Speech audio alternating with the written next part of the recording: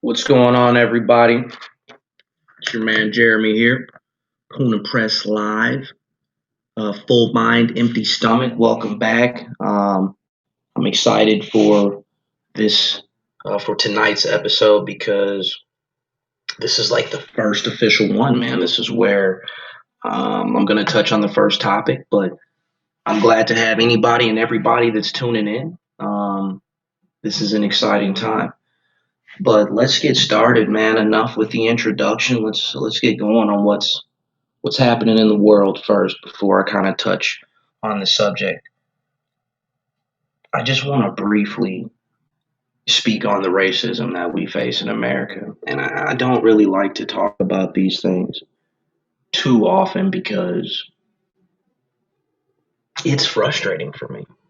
I know how bad it is, or it can seem the world is right now, whether you look at the hurricane that's going on down south, the fight between the political parties with the election that's coming up, the racism in America, uh, the endangered species around the world, the failing infrastructure of America.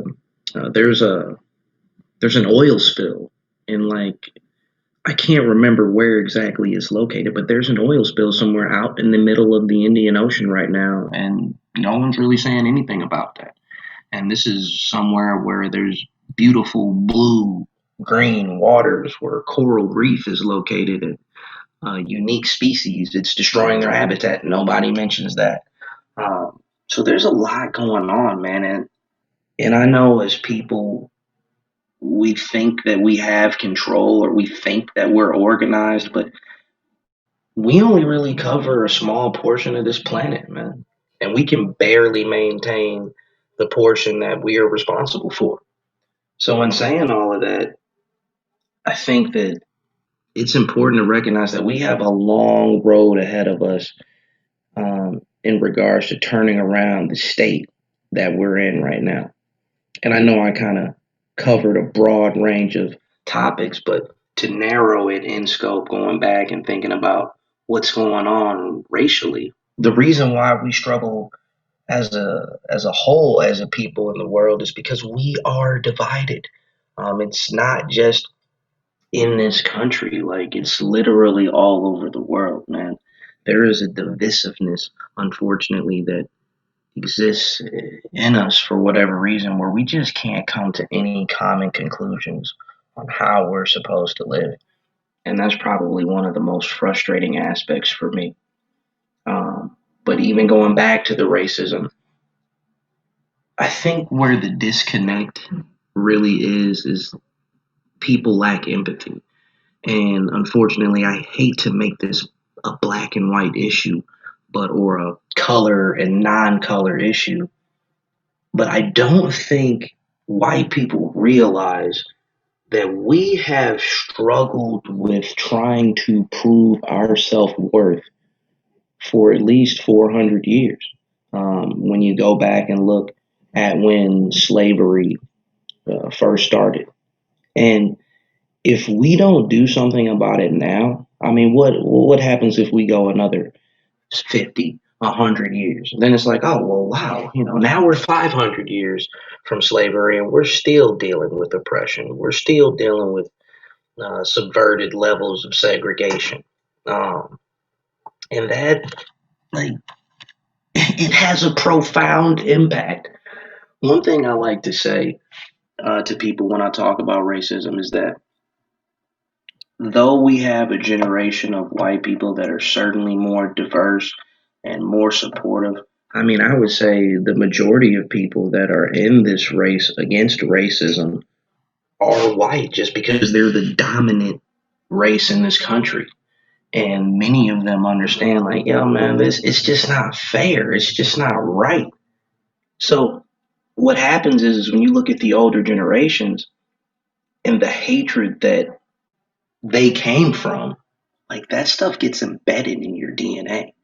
It's deep in the core of your soul. So though you might go to school and there's African Americans there and there's Latinos and Latinas and all the Indians and Arabs and Chinese people, Japanese people, whatever, Asians.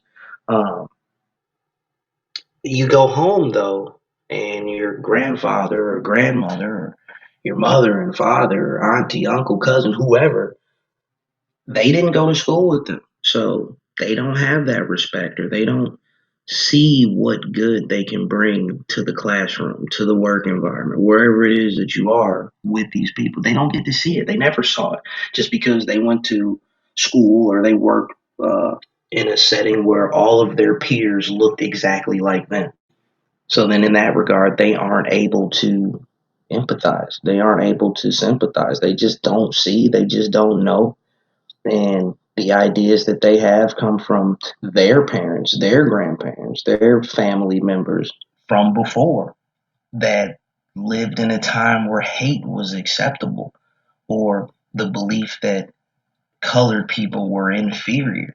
So it's difficult to just change the DNA inside of you that is like racist.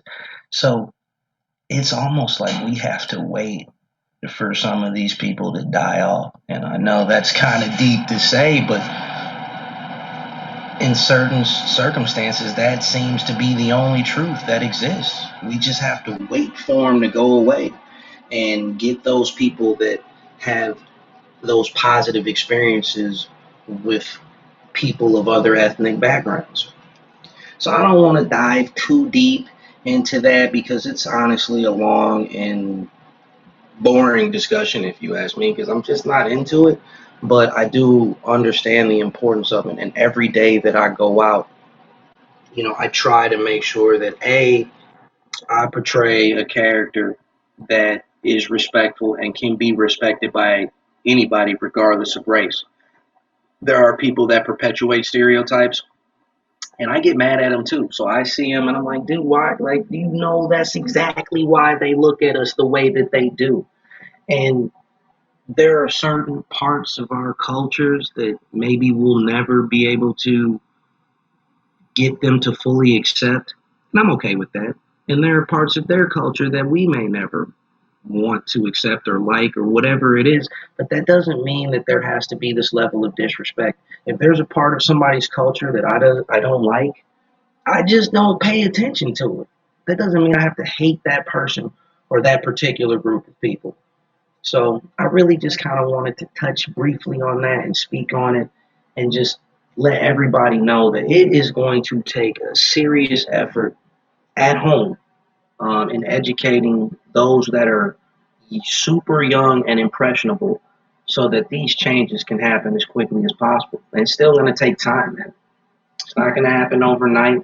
I hated to see the NBA cancel games, but when they did that, like to me, it was like I was struck. It's just like when COVID-19 canceled all sports. It was at that moment where I was like, oh my God, we got to do whatever it is that we need to do to get over this shit because I can't deal without having basketball. I don't want to deal without having sports. I don't even like hockey, but knowing that I can't sit back and know that the Blues are playing the game after they just won the Stanley Cup, it lets me know that life has literally exerted itself and been like, hey man, serious issue going on here. Maybe you want to do some things to stop it. So unfortunately, there are times where we're put in precarious situations where we're forced to act. That's where we are with COVID-19. That's where we are with racism. We are forced to act at this very moment. But here we are, man. So my first topic of the day, or excuse me, of the week, of this program, of this show, is the roles of men and women in America, in relationships in America.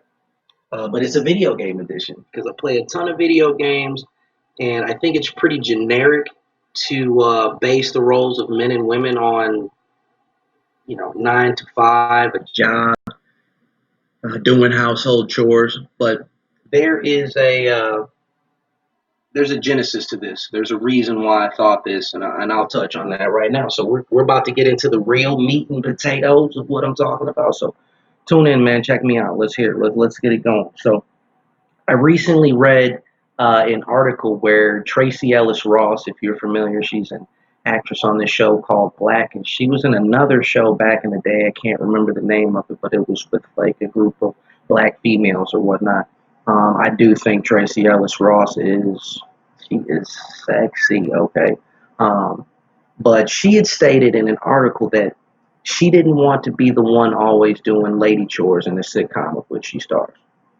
Now, when she said that, I was kind of frustrated. Like, like, why does it have to be like that? But at the same time, I understood why she said that, and it made me ask another question. And like, well, what is it that men or women are supposed to do in that setting, in a household setting, or just in a relationship or family? Period. So I started thinking about it, and I thought that the issue that I had with her statement is that it minimized the female's actions as trivial in relation to the value that the man, the role or action that the man is fulfilling. So I was like, well, how is it going to be viewed if a man goes in who's an actor and he's like, you know what? I don't want to be the dude that's in the show that's having to be the male provider, so to speak. And I feel like women, if he's portrayed in the show as someone who's just at home taking care of the family, or he doesn't have a job for whatever reason and she's the primary breadwinner, he's going to be viewed maybe by women as lazy or lame, and he's going to be viewed by men as just like weak.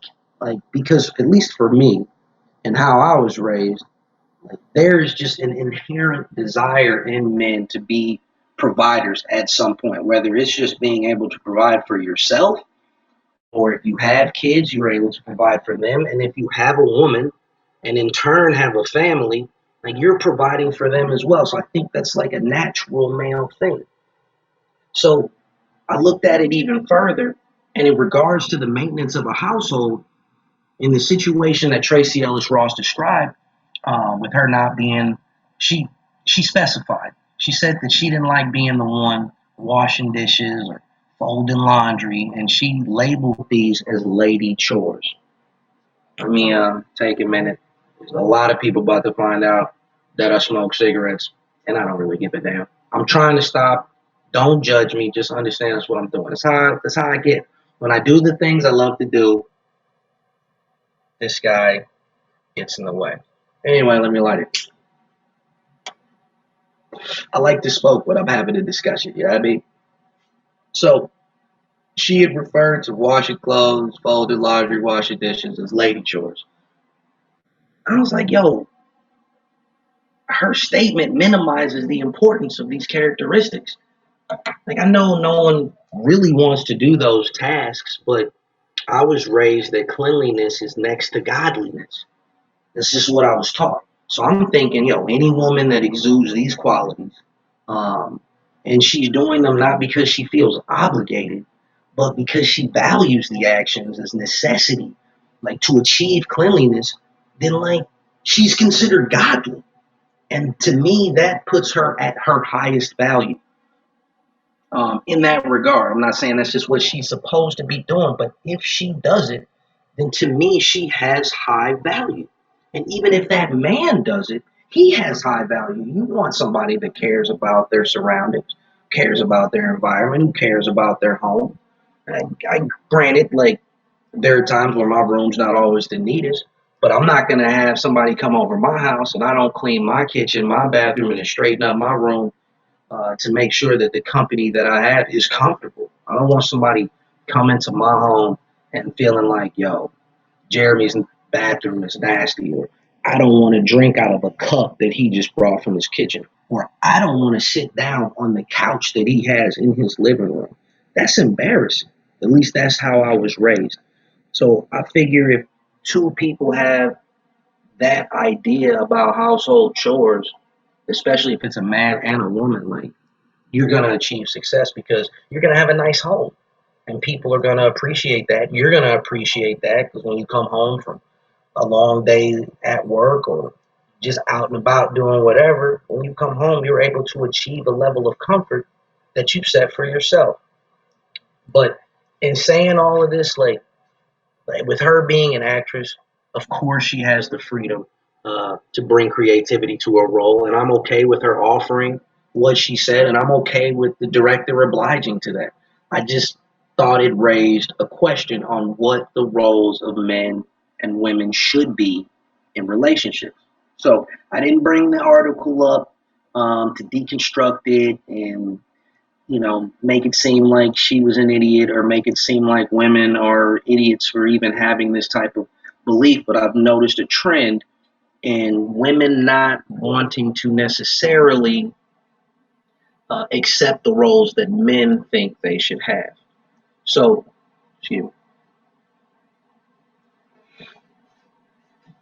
where we segue from here, what I think is women reject the roles that men would like them to have, not because they're necessarily bad, but because women don't get to choose. And I think women like being in control, passively, not necessarily aggressively, and we'll touch on that later.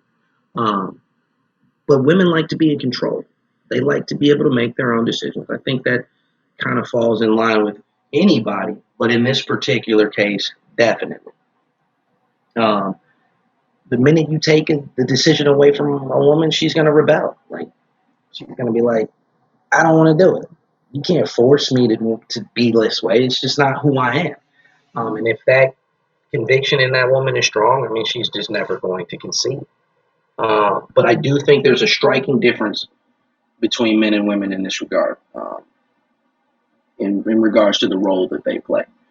With men, we are sometimes thrust into a position, and just because we are men, we are told to deal. We have to accept the disadvantages, do our job, overcome, and we're lucky if we get to choose. But if there is no choice, and typically that's the case, and we attempt to rebel, like, we will be subject to some sort of rearing to reinforce our duty. So I think from that we can learn a couple things, and this may be something that you already know, so it'll be a truth that we can revisit.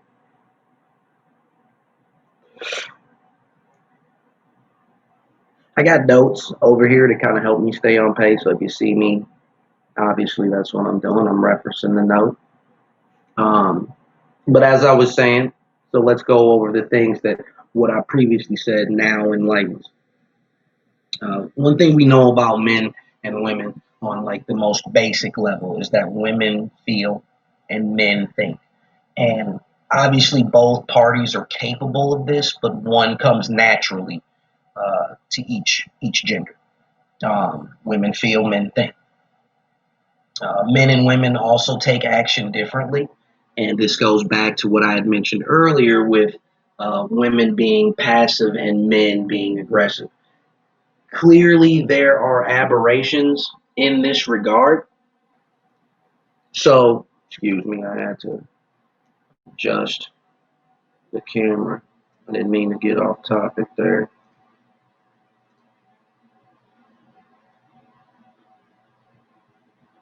All right, let me get back to it. Sorry about that. Women are passive, men are aggressive, and there are definitely aberrations in this regard, um, to where certain men are passive, certain women are aggressive, and in everything that I say, there's always going to be an exception to what I speak. But in general, I believe in regards to men and women, it's our nature for women to be passive and men to be aggressive. This in no way is determinant in what roles that they play, but I think we're able to establish a few more grounds or help us understand better what roles we're supposed to play. So let's kind of tie it all together from what I've said thus far in that women are passive, men are aggressive, women feel, men think. Women like to choose the roles that they have and will typically reject what men say they should do, whilst men have to just accept the roles that they are given, even in the sense that they are provided by women. So then from here, I started to think, well, how does this relate to real world terms, or what could be an analogy a concept that men and women relate to. And the concepts that I came up with are men are like time and women are like, I want to say celestial bodies, but really that generic term is only the focus when they are not healthy. Um, and I have an unhealthy analogy for men in regards to time as well. But when speaking about men and women, when they are expressing their true selves or showing the best form of themselves, men are like time and women are like earth. So let's take a look at it as men being like time. Men we continue in life without end, so to speak, just like time. We move forward with purpose. We are unimpeded by stoppages. And the only time we really do stop is basically like that little increment between the second hand, between the ticks. Those are like the only times we really get to take a break. We're a constant force that moves with precision. We move with a degree of measurement in relation to existence. And I think that we have to move this way because men as logical beings. It is required by us. And then our ability to consider all things, because like time, we we are an overarching, enveloping force. This allows us to feel because we have the ability to see everything, react everything, or try to predict everything. So we have to be able to feel. We have to be able to know our senses, so to speak. Now, in regards to women, being like Earth, they exist as a host for life. I mean, obviously they give birth, and thus why the Earth is known as fertile. Women also go through different seasons, have constantly changing geographical terrains, but also have areas that have a constant temperature and a consistency in their geological appearance. The seasons and changing terrains are equivalent to a woman's feelings, but the parts that are constant and seemingly unchanged are her principles. And this allows the woman to think logically as well. So I tried to, using those analogies, show why women think, or excuse me, why women feel and why men think, and how these concepts can show this dichotomy. In regards to looking at the unhealthy aspects, so when they're not representing the best versions of themselves, a man would be considered a stopwatch, and then a woman on the broader scale as a celestial body, so to speak, could be a desolate planet or a gas giant unable to sustain life. So a man as a stopwatch, he's not going to consider the possibility of everything, nor have a purpose that fits eternity. It's only going to be his purpose maybe for a short, brief moment in time. Uh, and that's exactly what a stopwatch is used for, a short duration. It's useless in determining an instance of purpose throughout eternity, so to speak. And then as a woman, as a desolate planet, she lacks the necessary conditions to support life. And I'm not saying she's barren and she can't give birth, but what I'm saying is like the planet is a barren rock or some swirling ball of gas that has no true form. Like no life can be there. She's unhealthy, and I hope that that makes sense. Um, so in the sense, she looks like a star from afar. So here, sitting on Earth, if I look in the night sky and I see a star, it could be a swirling, it could be a ball of fire like the sun, or it could be a planet like Mercury, which is right next to a sun getting cooked. And if you go there, you're going to get cooked. So I hope that kind of clears it up what I mean when I say an unhealthy woman is like a desolate planet. It may be complicated. Maybe I'm going off on a tangent. Maybe you don't understand, but I think I'm being as clear as I possibly can when talking about this. And up to this point, I've given analogies of what I can believe, of what I believe can be used as illustrations to describe the essence of men and women, but I haven't identified roles, and I do understand that. Also, I want to reinforce that there are aberrations, and what I'm saying is not necessarily true. I don't want to come here and make it seem like that the perspective that I'm offering just has to be taken as law. This is just what I believe, and I believe once I start talking about the roles that, or some of the roles that men and women can have, I think it will help better identify how you can be as an individual if you are a man or if you are a woman. Um, and though I don't like to reduce the roles to working a 9 to 5, so to speak, for men and doing all the lady chores for women, but both of those aspects will be emphasized or reflected in the beliefs that I have are the roles that we can play. Um, let's see where am I kind of lost my place in my notes as I started rambling on, but that's all right. Um, One thing I will always say on this show is that I play a ton of video games, and NBA 2K21 is about to come out soon, so I'm pretty sure I'll be dropping some content in that. The new Avengers game is coming out. I'm sure I'll be dropping content on that.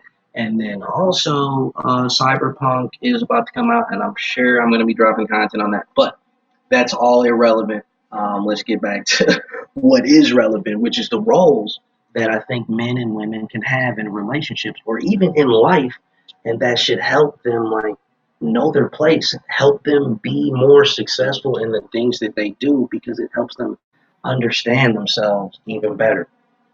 So we're going to start with the men because I'm a man and I think I would probably know that best. But I do have some excellent roles for you women that I think you ladies will be in tune with. And obviously, I looked at people that I knew and men that I knew and women that I knew to help come up with these. Um, so the archetypes that I decided to use as analogies for men and women come from MMORPGs, which that stands for Massive Multiplayer Online Role Playing Games. That kind of makes sense, logically, so to speak. Um, but the good thing about real life and really in video games is that you have the ability to take on multiple roles and master them. And you can be a combination of two. Maybe not so much in real life you can master them all, but certainly in video games you can. But I think that when I start going over the roles, you'll see that there might be aspects of all of these roles that I give within you, and then there's like your primary that you exude, and then there are others that you have traits, or maybe in a particular setting or situation, you're kind of able to transition to a different role. So anyway, let's get into it, man. I This is probably my most favorite part of this entire show is talking about the roles. One of my favorite aspects of video games is creating a character and then choosing what role you have. You Most of my gamers will know, like when you get a new game and you have the ability to create yourself, you might sit there at that create a player screen for 2 hours, maybe even a day, because you're like, all right, I want to be able to do this, I want to be able to do that, I want to have this. It can be mind numbing. So anyway, enough. Let's get to it. So the archetypes for the men are as follows: the tank, the soldier, and the marksman. So we're gonna start with the tank. And I only came up with three for each because I didn't want to have like I'm not making a video game, obviously. I'm gonna light a square on that. So the tank, as it sounds, the tank does high damage output and can take a lot of damage, clearly displaying offensive and defensive characteristics. So when we apply this to life situations, this man deals with life head on. Um, his ability to take high damage is him being able to deal with consequences, him handling adversity, and him being able to handle high pressure situations. Like he literally confronts them head on. And it's almost as if they have no effect on him. And this is like a defensive ability. So I'm gonna try to explain it from a video game standpoint, and then convey it from what would I would consider to be the real life analogy. Um, Give me a second. All right, I'm back. It may have been like 3 seconds. So the tank, high damage output, high damage intake, and he's able to do this because he is strong.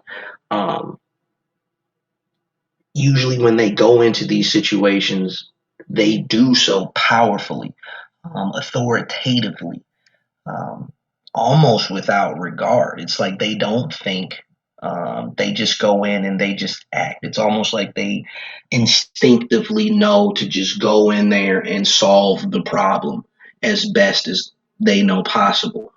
Um, in a video game setting, this allows them to take fire away from their teammates. So if you're in a work situation, this is the guy that you can have by himself when your business is at its busiest. Um, I work in hotels, so sometimes I have to take on this role myself where I'm by myself and I got a whole bunch of check ins. The phones are ringing. Um, People that my teammates that work there, they have questions, they need my help. All of this is happening simultaneously, but I handle it no problem because I expect this. I'm able to maintain my composure, and this comes from experience. And then also, like the results that I produce, I've checked in all these people, I've answered all these phones, I've helped all my colleagues, and I've produced great results. So it's as if my damage output, so to speak, is great. So any enemies, and I hate to refer to guests as enemies, but it's just for analogous purposes. But the enemies are thwarted; they're defeated, and I was able to take the brunt of the attack as well as dish out um, high damage so that we could produce great results. And that's usually the role that a tank will play on a team. Um, Typically, like their willpower, their strength, and their conviction alone will allow them to succeed or achieve the desired outcome that they'd like. These particular men can be introverted, they can be extroverted. They're not necessarily leaders, they're rather followers of soldiers and marksmen. Um, and it also, so they'll take on characteristics of who their leader is. So if the tank is being led by a soldier, then he will have high principles. And I will cover the characteristics, obviously, of the soldier and marksman. So you may hear me say some things that we haven't talked about yet. But if the tank is being led by a soldier, he will have those high principles and high integrity and high value of self, just like his leader. And if a marksman is leading, then he will typically have that high intelligence, just like the marksman. And he will be able to, assist them and provide basically double the strength of their leader, if that makes sense, so to speak. Um, a tank can be a lone wolf. I'm trying to cover like the different aspects of a person in real life. So a tank can be a lone wolf. Typically, in situations like this, they will inspire others, but they they won't lead still because they know that those that they inspire may not have the strength of will or conviction like they do. So typically they reject positions of leadership. Typically these dudes are blue collar men that, they have the technical jobs, the trade jobs. They might be middle management. They may be just your frontline hourly employees. And they have the ability to grow into different roles, so to speak. They have the most potential to grow into a marksman or grow into a soldier so that they can become leaders. But sometimes they just don't do that because they're at their best being able to handle life's stresses and difficulties all at once, even when you throw it at them and it seems like, this dude's about to get run over by this problem. That's not always the case. Square one out. This is interesting stuff, man, and I actually really do believe that this applies. And as you hear me explain more and more, like you will see when you go to work the next day or when you go to class or wherever you go, if you go to the grocery store and you observing people, you'll kind of be able to see these archetypes in people and how they're dealing with their situation. But let's keep going. Um, Tanks can be, so I'll also cover weaknesses, and that's where we are right now in regards to tanks. Weaknesses, negatives, so to speak, of their role. Because of their nature, um, the tanks can be prone to recklessness, which can cause them to take on too much by themselves, putting themselves in grave danger or getting themselves in a video game, getting themselves killed.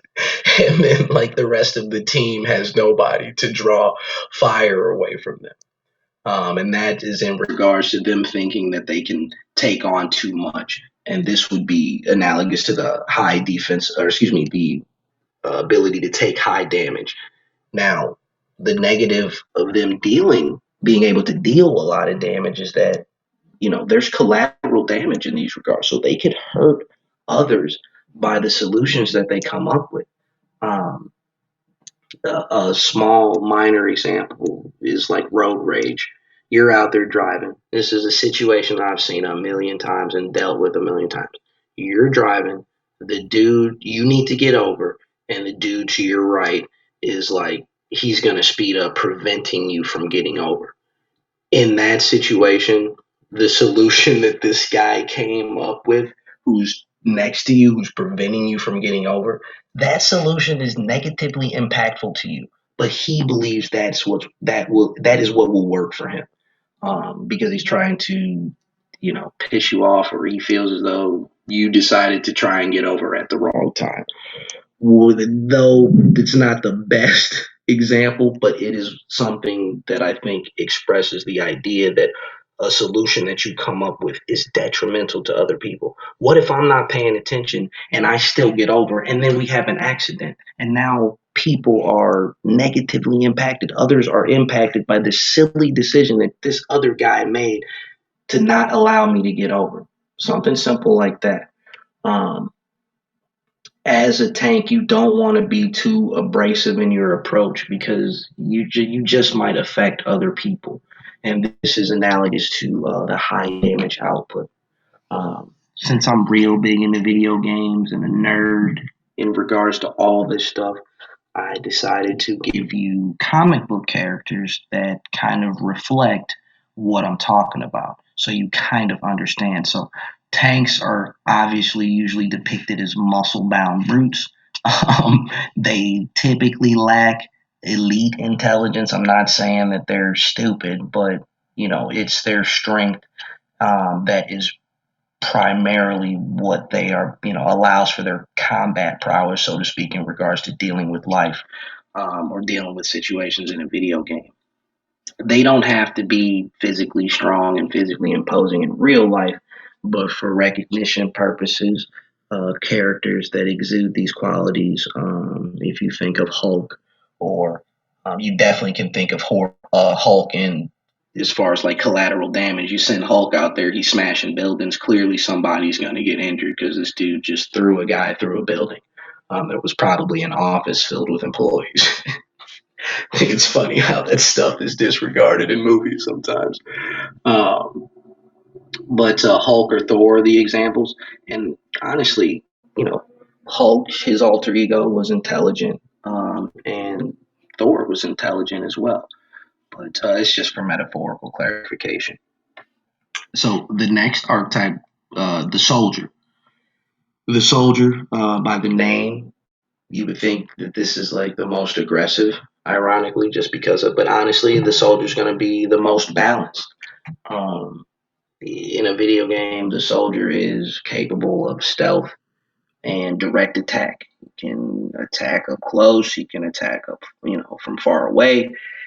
He's like he can be right there on the front line with the tank, or he can be in the on the back perimeter like the marksman. This man is typically your white collar man. He can be white collar or blue collar, to be quite honest, but he is your leader when he's an extrovert.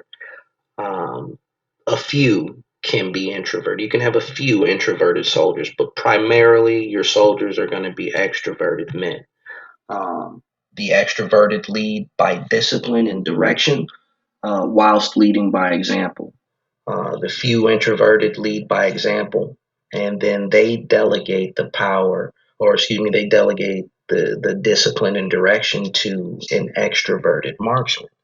And obviously, we will cover that. Or if they are an introvert, as I had mentioned, they can have superior intellect, and it makes it seem like when they engage, it's almost as if they did it indirectly, or the enemy didn't see it coming. So a real world analogy for me would be he's that boss that, though he's your manager, he's right there with your hourly or frontline employees doing the same work. I guess the best analogies I can use, because I work in hotels, is if you work in housekeeping, he's going to be the manager that basically fills in the gaps. He's going to be cleaning rooms if they need help with that. He's going to be doing laundry if they need help with that. He's going to be cleaning the floors, cleaning the public areas. He's basically doing everything that all of his team members do, but he's right there with them. So when they start questioning what they're doing, like, or maybe they're like, man, I don't feel like doing this. And then they look to their right and they see their boss doing their job and they know he's the manager. They're kind of like, oh, you know what? I guess I can just go ahead and do what I'm supposed to do, because at least this is what the man who hired me is doing. Um, Typically, I had mentioned earlier, your soldiers are going to be very principled. They have high degree of integrity and honor. And in situations, whether adverse, high pressure, consequential, typically they have a plan. These are the guys that you can go to and they're going to give you direction. And this usually comes from experience, failure, but they know that if there's a goal that you want to reach, they'll be able to give you the steps that you need to take, because they recognized at some point in their life, hey, I want to achieve this level of success, or I want to achieve this outcome. So let me take these necessary steps so that we can get there. Um, Typically, in a life situation, if that man has not, let's just say it's a situation where he has to take a step back and think how to deal with it, he's going to come up with a plan, and he will not do anything until he is absolutely certain about what steps he's going to take.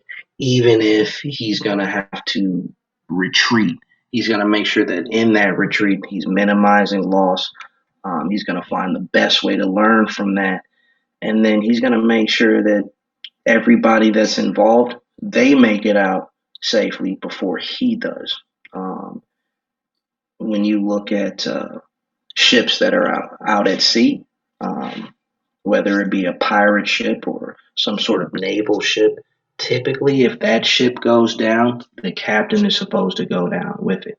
And that is the role that the soldier plays. He's going to make sure that everybody else is safe before he is going to make sure he is safe. Um, he's the alpha among alphas, and he was typically chosen by his peers. So when we look at some weaknesses or negatives of the soldier, so when I cover these weaknesses, it's safe to note that you want to avoid these as much as possible. Sometimes you will have these and you will have to learn how to deal with them over time. You may not know how to deal with them initially. Or you might have a soldier who You know he has that potential to be a soldier, but he exudes one of these weaknesses. So if this man is prone to indecision or he has a lack of confidence due to failure, these can be negative. He can be stubborn in his principles, and that creates distrust from those that he's working with or those that he manages. If he's too unpredictable or haphazard, he could lead people into dangerous situations. Um, if he's hesitant, like his conviction will be questioned by his peers.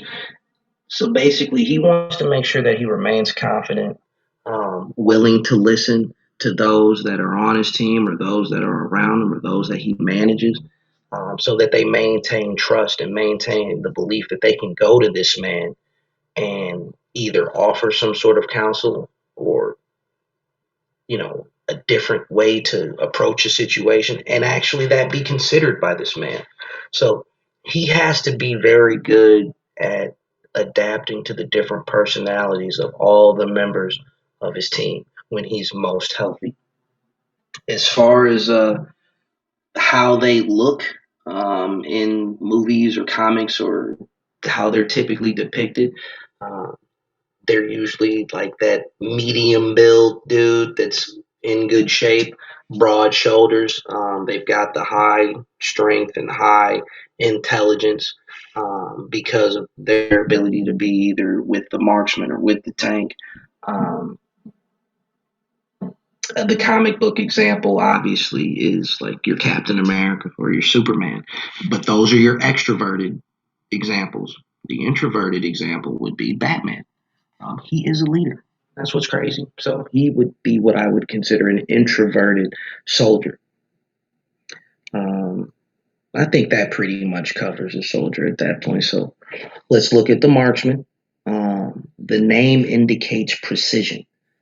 Precision takes practice, it takes focus. These dudes typically have high intelligence. And then in the video games, they would have like the mastery of some sort of ranged weapon or ability. Um, in your best case scenario, they have both. In regards to their roles in real life, these men are specialists, like surgeons, or white collar career wise, doctors, lawyers, independent contractors slash entrepreneurs. But there are few cases of where the marksman can be a blue collar man. And in these cases, they are considered jacks of all trades, meaning they're pretty much good at everything, so to speak. They can be used as a weapon, or they have the ability to create weapons, so to speak.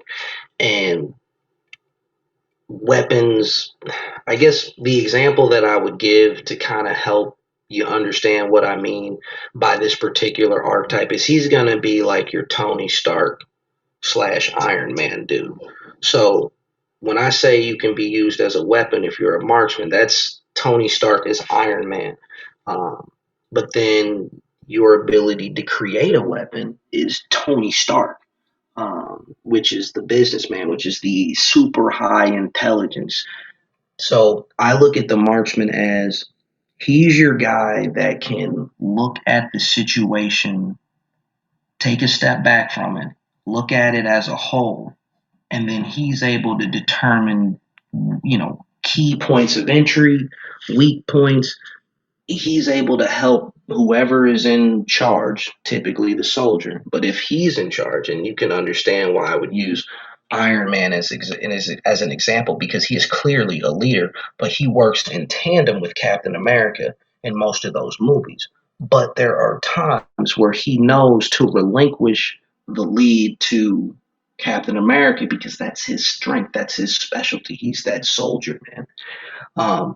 But Tony Stark is the guy that Captain America knows he can go to get advice, get tactical advice, find out what is it that we can use to produce a great result. It's kind of hard to give an example of a real life application to the marksman, but he's your friend that it's almost as if you don't know how he achieves the success that he does. You're like, damn man, how did you do that? I'm still trying to think of an example, and I am having a very difficult time of figuring out the real world application. I can give you all the metaphors, but it's pretty much with this character going to be video games. So I'm gonna with the marksman, I'm asking that you do your own research and pay attention out here and see what you can find. So let me take a look at my notes and see what I can come up with. Um, so the marksman is able to view situations as a whole and immediately identify weak points, places of interest, and advantageous positions. He can handle the adversity without actually being there. He's able to come up with ideas. I would say that marksmen are very good at delegation. How about that? So he's your manager at work that knows which one of his employees are good at what. So he's like, you know what? This dude doesn't work well in high pressure situations. So I'm going to put him in the morning when it's slow. And then I'm going to put this guy, he's going to work when it's busy. And I know he'll be able to handle it no matter what. That's the real world application of a marksman. He knows exactly where to put the chess pieces, so to speak. Um, Typically, though, when we're talking about the personality of the marksman, they're typically introverts. And that's due to like their superior intellect. And then because they are precise in their knowledge, they have to practice. And this typically causes them to be, I don't want to say isolationists, but this just typically causes them to be loners at times. There are a few cases where they can be extroverted, and I think you would think, based upon my example, Iron Man, yeah, he's charismatic, and he's out there as pretty much, what did he say, playboy, philanthropist, humanitarian, whatever he said, it was sweet. Um, but there are cases where they are extroverted, and that's who they are in that regard. Um, when they are extroverted like that, that's when they become confidants of the soldier who is typically the leader. And that's the dynamic between Captain America and Iron Man. Captain America just knows, hey, let me go to Tony Stark and see if he can build this time machine so we can go back and get these Infinity Stones Thanos took. Thanos is like a tank as well, if there's another analogy for that archetype. But I definitely got sidetracked on that. Marksmen are typically adept at adaptation. Um, they can change at a moment's notice, and this is just because they are so smart, and it's just their intellect is their greatest gift, and this is what enables them to get through a lot of situations. And this also makes marksmen very. They'll be like the worst type of enemy you can have because you know that they are thinking of. They know all your weaknesses, man, and they are thinking through the situation probably more so than you are. Um, when we start talking about the weaknesses and negatives that a marksman can have, um, because of their superior intellect, they can be arrogant. And if they lack precision, that means missed opportunities are more critical. So if the manager that I mentioned earlier doesn't put the right guys in the right place, like that's going to be a disastrous situation. So that's what I mean by being precise, being wise, knowing how to take advantage of certain situations and the people that are on your team. Um, as far as going back to their weaknesses, when I speak about the arrogance, um, those are typically the weaknesses of the extroverted marksman. Um, they can be prone to this arrogance and thus suffer from hubris, which is underestimating, and being overconfident in their abilities. And you got to keep that in check. If they're introverted, then they really do suffer from isolation and typically are awkward in social interactions. If my examples that I gave weren't clear in this regard, just look for these characteristics. Like sometimes it's just the little things like that you can notice.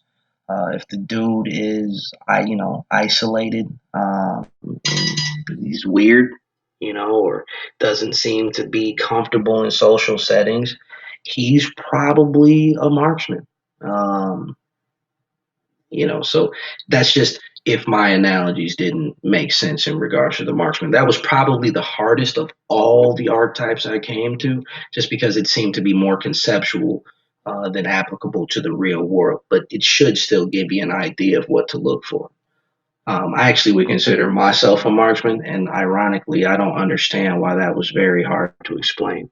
But as I had mentioned earlier, some people can take on different roles depending upon where they are in their life or what type of job that they have at work.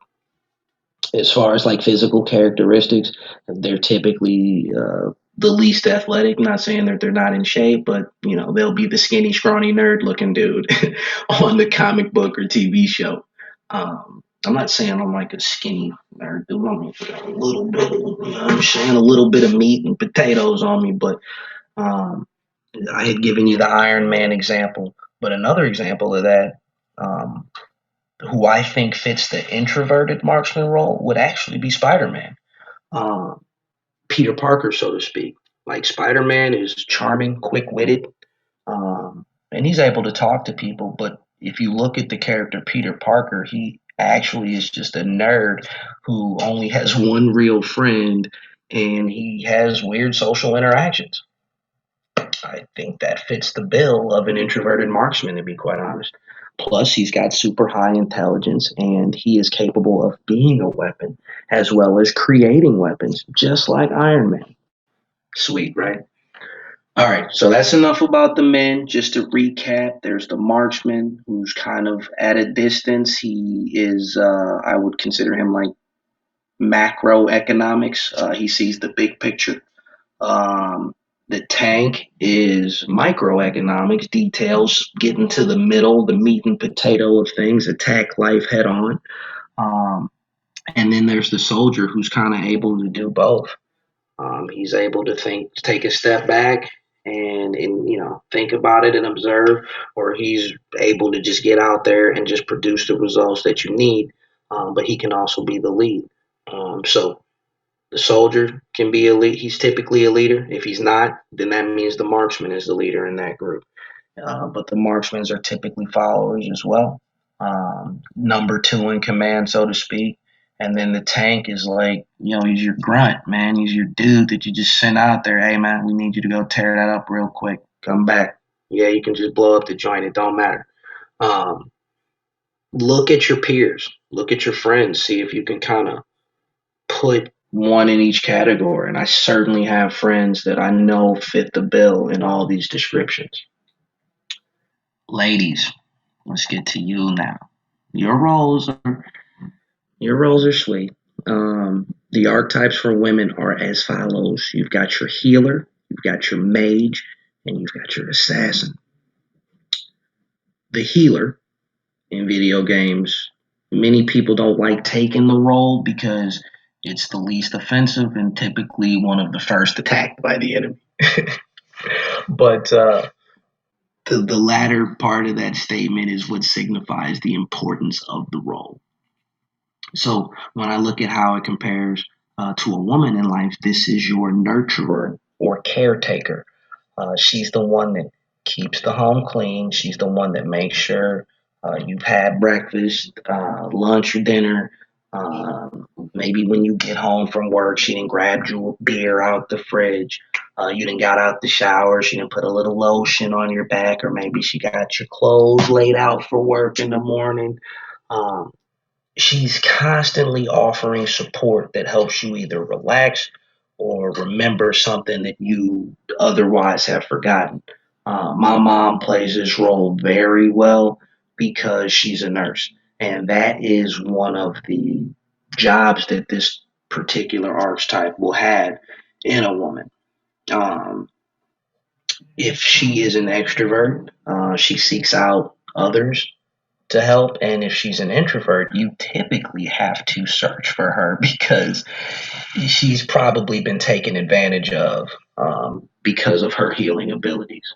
So when we look at the healer for women in work environments, they make great secretaries, nurses, human resources. Your healer women are great in support roles because of the impact that they can have on so many others. They're organized. They're typically disciplined. They're great listeners, and they have the uncanny ability to say the right words at the right time. But you would think that because they're healers, they can take damage. That's not really the case. They typically are very, very soft, very sensitive, so to speak. So in a video game, they have low life bars, and as I had mentioned earlier, they're usually the first ones to take out because they're keeping everybody else alive. They're allowing everybody else to take damage, massive amounts of damage. A tank with a healer, oh god! I mean, if the enemy don't take out that healer, bro, this tank is about to wreak havoc. But that's just going back to video games. I get so excited talking about it. But as far as weaknesses go or negatives, like the healers, they can overextend themselves. Um, they take care of so many others in the process. They neglect themselves. So if you're a woman that is a healer, you have to be mindful of this. Um, it can cause them to suffer from depression because they don't feel like they're getting that reciprocation in regards to support. Because of the overexertion and unreciprocation, that woman will then search for validation externally and she can struggle finding it within herself. You got to monitor that because that can just exacerbate the depression. There aren't really many examples in like comics that I can think of. But the one example that I was able to come up with that you know, if you're not familiar with, comic books, but Marvel movies, it's Pepper Potts. Who Pepper Potts was to Iron Man. She was like his secretary that ended up taking over the business. So obviously she has other characteristics, but she was able to say the right things to boost his confidence when he was down. She was able to help him reinstall the arc reactor in his chest. Like that, she is a healer, man. She is who you can go home to after you got your ass kicked, and the home's gonna be comfortable. She's gonna make you feel good. She's gonna have food ready for you. And she's not doing it just because she feels like she has to. She's doing it because she cares, man. She cares. She thinks this is important. And this was the first archetype that I thought of going all the way back to the beginning of this whole show, in regards to what Tracy Ellis Ross said, man. Like, she minimized the importance of cooking and cleaning. And I didn't like that because those were aspects of a healer. And I think we lack, like, women are lacking in that role nowadays. But we don't have to dive super deep because I'm not trying to get into being negative towards women. I want to help by offering a more in depth understanding of what the roles of a woman could be. So the healer, man, super important, super lacking. But that was my description of that. The next, the mage. In video games, the mage is typically your like sorcerer or sorceress in this regard, and she has abilities that can buff or debuff the enemy. They're the buffs and debuffs are called status effects, and this is either given individually or it can affect the entire team or the entire enemy squad. They're sometimes confused with healers because of the effects that they're able to produce. And though she can have some healing effects, they are the effects that she have more so boost offensive and defensive capabilities. So the mage is best in a support role. And if they are leading, if they are leaders, it's typically they're leading a group of mages. So uh, the mage is typically the most attractive women. Um, The extroverted mage is she's typically very popular, knows the effect that she has when she walks in a room, and the introverted mage typically shrouds herself in mystery, and because of this, can make her the most powerful. Yeah, I'm lighting another one. What of it?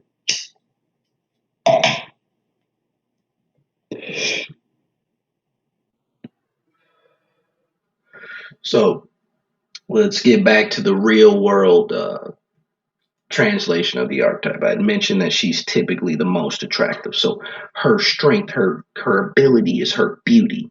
Her beauty in regards to men can boost confidence. It can boost motivation.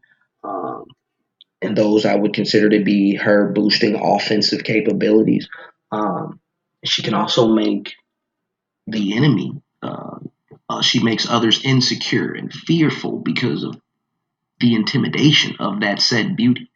Her sex appeal can be distracting, causing people to lose focus, or simply just let their guard down. She can immediately walk in a room and captivate it. Her being an object of desire enables her to get whatever she wants or the desired outcome that she seeks. Uh, when we start looking at some of her negatives and some of her weaknesses, if she runs into dudes or people that are immune to her effects and her beauty doesn't get her what she wants, this can cause her to be brash or just lose confidence in general.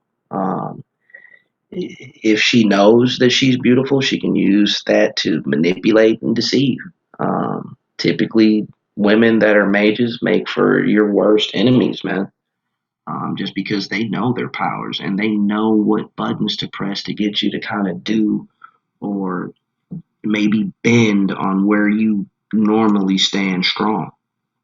They can be prone to selfishness, narcissism, um, and unfortunately, though, when her beauty or her power fades, they end up being alone and depressed because they took advantage of it, but they didn't really use it in a positive manner. They didn't use it to buff the squad, so to speak. Typically, a mage is that woman, that beautiful woman by a man's side that helps him maintain confidence, helps uplift him, and makes other people look at him and either feel some type of way because she's around. Sometimes when it comes to a beautiful woman, that might cause you to be attacked more often. That's when you'll want to have a tank by your side to make sure that that doesn't happen. But that's how you can use or how these archetypes synergize well together. And I mean, I've been talking for so long. I mean, geez, I don't know if we necessarily have time to get into that. Um, so anyway, let me finish. Um, if she lacks confidence out the gate, that means she's not going to be able to fully realize the abilities that she has. And she might not be able to generate any type of positive effects or outcomes for herself or other people. As far as our comic book references go, to be consistent, I look at her as Scarlet Witch or Jean Grey because of their beauty as well as their ability to manipulate minds and the environment. So the last archetype that I have for women is the assassin. The name clearly indicates offensive prowess, but in a secretive, stealth-like manner. So she is kind of like the soldier in that regard, because typically the assassin woman is a leader. Um, in video games, these characters are masters of infiltration, interrogation, and manipulation, and that's just like the mage. Um, because of these abilities, they are typically the alpha women, as I had mentioned earlier. These women think most like men, are adept in adaptation, and typically have the highest intelligence of all the female archetypes. These are the women that you see in management roles and positions of authority. They are just as capable as any man and usually underestimated. And this very underestimation is what can cause a man to be either replaced by her or removed by her. And that's then she's an assassin, bro. They're critical thinkers. They're proactive, methodical. Um, they are capable of direct aggression, and this is typically when that woman is an extrovert. If she is an introvert, she may find herself in those positions of power because of the aforementioned underestimation, and she proved to be better than her counterparts in the long run. And this emphasizes the endurance of the assassin. This also speaks to their leadership because of their endurance. Others are inspired and motivated because of her fortitude. Um, Typically, because of their endurance, they're able to challenge men in the highest positions of power. Mages are like this as well, but it's typically because they're just, I mean, she's beautiful. So most dudes in high positions of power like to be with beautiful women, which is why you have to be careful because, as I mentioned earlier, mages can be your worst enemy. Negatives of the assassin, um, or weaknesses, so to speak, is they can be too masculine and domineering. Um, Typically, the adversary of women is men, and in a case like this, most men are going to think those not. They're going to think that these women lack feminine characteristics, so to speak. The mage and the healer are like the pinnacle of femininity, so to speak. Whilst the assassin can still be feminine, she is going to exude more masculine characteristics than usual, and that's something that needs to be monitored if you find yourself in this as this type of woman, because in a relationship setting, um, you might clash with an alpha male, or let's say a soldier male, or even a tank, because you're exuding qualities that they have themselves. Not saying that it can't work out, but you just have to understand. If you understand who you are, then you will be able to adapt accordingly, so to speak. Um, if a woman that's an assassin is overconfident, like she's gonna miss out on the advantage of those that would underestimate her. So she may end up doing things that, you know, cause her to lose ground, or she may say something or do something that is a mistake, and that other, typically male, is able to take advantage of that. Typically, these women, because they are dominant and alpha and confident in their abilities, they are stubborn and they don't listen. Uh, they don't listen well, and that's probably because they're constantly trying to prove themselves worthy. And that's understandable because unfortunately we live in a world where women aren't always respected in positions of power, for whatever reason. So in a situation like this, the comic book example that I would give would be like Scarlet Witch, or a Black Widow, or even Wonder Woman. And those, honestly, when you look at those three, they're kind of like, hell, they might be their own archetypes as is, because Wonder Woman's kind of like a soldier, and then Black Widow, I mean, she has the ability, like I said, to be on the front line, and we've seen it in the movies, um, with Captain America. But that pretty much concludes the archetypes that I have. So just to kind of rehash for the women, there's the healer, the mage, and the assassin. The healer being the woman that is nurturing and empathetic. The mage just being the beautiful woman that's able to impact men everywhere she goes, or impact a room everywhere she goes. Even women love seeing beautiful women. So, you know, that is a power all in itself. And then there's the assassin, which is that woman that knows how to be in control, knows how to lead when an incapable man is not around. And then as for the men, you've got your tank, your grunt, your brute, your guy who you can count on in a moment's notice. You got your soldier who's going to be your alpha male, who's going to be your leader. And then you've got your marksman who is going to be like the guy that comes up with the master plan. He's going to be your buddy that's able to. He might be your rich white friend that's able to provide you with the bankroll that's needed to fund your project, so to speak. Um, I think that when you go over all the roles that I've mentioned, hopefully I did a good enough job explaining uh, and giving examples and how you can see that they're applicable to real life. Hopefully, you'll be able to go out here tomorrow or tonight, or you're able to sit back and think and, like, you know what, I kind of fit this role, or maybe my buddy fits this role, or my girl fits this role. Hopefully, this will help, especially in relationships, because the synergy amongst all these different characters, if I briefly touch on it, like, I think it's obvious that they can all go together.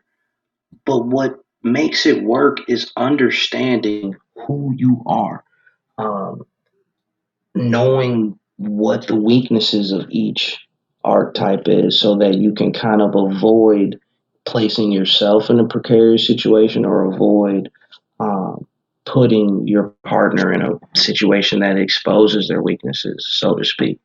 So, healer, mage, assassin for the women, tank, soldier, marksman for the men. Man, I did not expect to be talking this long, but I really do feel like this is an important matter. And the reason why I did this, just to sum it all up, is it's okay to identify with a role in a relationship, whether you are a man or a woman. Just understand that the impact that you have in that role is critical to the progress of said relationship. And I think women need to be accepting of the roles that men ask them to play, because in certain situations, if we're asking you to cook and clean, we're asking you to be a healer, and we may see something in you that makes us think you are a healer. um, if we pick you because you're beautiful, then that means you're a mage, baby. And as far as women goes, like, obviously any role can be beautiful. I'm not saying that there's ugly babes as healers and um, assassins, but I'm just literally highlighting what is typical in this regard. But just understand earlier that you can play two roles. You can be one role in a certain. You might be, as a man, you might be a soldier at work. You're in management, you're leading, but when you go home with your woman, like, you're a marksman. You come up with all the hot ideas, and your woman is a healer at home, and she helps you feel good because you had to lead at work all day long and you were tired. Or maybe you were a tank at work and you got the healer at home. Or maybe, you're the soldier at work and you come back home to the babe who's the mage, so to speak. And she's able to make you feel good. And you're like, yo, I work hard to come home to this babe that has magical powers, or whatever, so to speak. Or maybe you're a soldier at work, but at home, like, your woman's an assassin and she's taking the lead. And let's just face it, there's other archetypes that men could play. I just tried to give just a few examples because men can be healers as well.